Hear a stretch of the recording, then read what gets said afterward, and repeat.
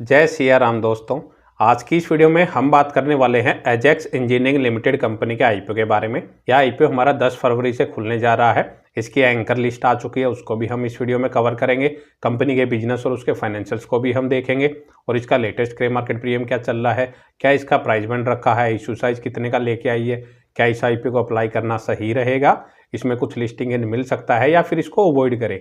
ये सारी ही बातें मैं इस वीडियो में कवर करूंगा, तो लास्ट तक वीडियो को जरूर देखिएगा। मैं सबसे पहले इसके एंकर इन्वेस्टर लिस्ट की बात करूं तो इसकी एंकर इन्वेस्टर लिस्ट कल के दिन आ चुकी है और कंपनी ने एंकर इन्वेस्टर के जरिए 379 यानी कि 379 करोड़ रुपए ऑलरेडी जुटा लिए हैं। इसकी एंकर लिस्ट देखेंगे तो ठीक ठाक एंकर लिस्ट आई है, काफ़ी ज़्यादा बड़े बड़े नाम उसमें शामिल हैं।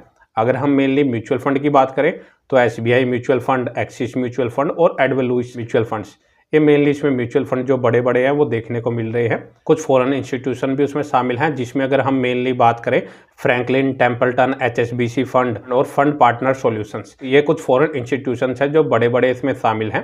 तो ओवरऑल बात करें इसकी जो एंकर लिस्ट आई है वो ठीक ठाक आई है।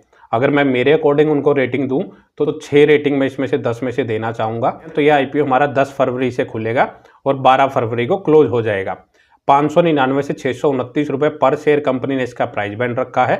एक लॉट में 23 शेयर यहाँ पे कंपनी ऑफर कर रही है और टोटल इशू साइज कंपनी लगभग 1270 करोड़ का लेके आई है और सारा का सारा ओएफएस के जरिए रेज कर रही है।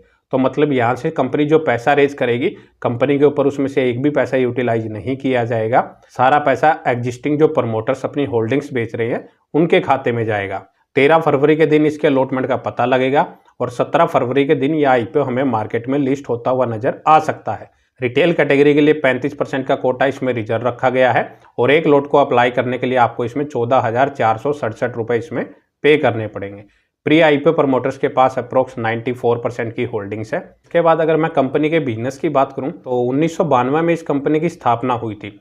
लगभग 32 साल के आसपास इस कंपनी को ऑलरेडी इस सेक्टर में काम करते हुए हो चुके हैं।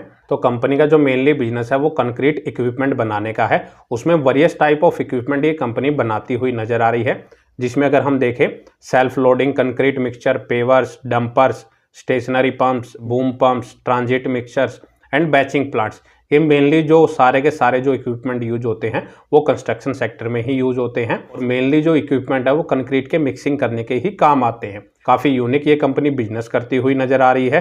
कंपनी की फिलहाल 4 मैन्युफैक्चरिंग यूनिट्स हैं और कंपनी अभी तक लगभग 15,700 से ज़्यादा कस्टमर्स को अपनी सर्विस जो है वो प्रोवाइड करवा चुकी है। और कंपनी का जो बिजनेस है इंडिया के अलावा ग्लोबली भी देखने को मिल रहा है। इंडिया के अलावा south east Asia, middle east and Africa में देखने को मिल रहा है। तो कंपनी के फाइनेंशियल देखें तो पिछले 3 सालों में 771 करोड़ से कंपनी का रिवेन्यू बढ़ के 1780 करोड़ का हो चुका है। प्रॉफिटेबिलिटी भी अगर देखेंगे तो वो लगभग 66 करोड़ से बढ़ के 225 करोड़ की हो चुकी है। 984 करोड़ के कंपनी के पास फिलहाल रिजर्व हैं। डेप्ट कंपनी के ऊपर फिलहाल कोई नजर नहीं आ रही, ऑलमोस्ट डेट फ्री ये कंपनी नजर आ रही है। इसकी जो मार्केट कैप है वो लगभग 7200 करोड़ की है और लगभग 36 के मल्टीपल पी पे कंपनी अपने आईपीओ को लेके आ रही है। तो वैल्यूएशन वाइज भी कंपनी ने काफ़ी रीजनेबल वैल्यूएशन रखी है।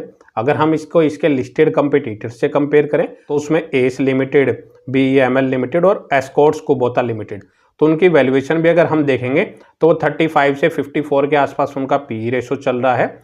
हाँ, बस उन कंपनी की जो अर्निंग्स है वो इससे कहीं ज़्यादा चलती हुई नजर आ रही है। वो कंपनियां इससे काफ़ी बड़े स्केल पे अपना बिजनेस कर रही है। और पैसे की यूटिलाइजेशन देखें तो सारा का सारा कंपनी ओएफएस के जरिए रेज कर रही है, तो कंपनी के ऊपर इसमें पैसा यूटिलाइज नहीं किया जाएगा। और इसका अगर हम लेटेस्ट ग्रे मार्केट प्रीमियम भी चेक कर लेते हैं तो करंट जो इसका ग्रे मार्केट प्रीमियम है वो लगभग 9% के आसपास चलता हुआ नजर आ रहा है। अप्रोक्स 56 रुपये के आसपास इसका जो ग्रे मार्केट प्रीमियम है वो फिलहाल चलता हुआ नजर आ रहा है।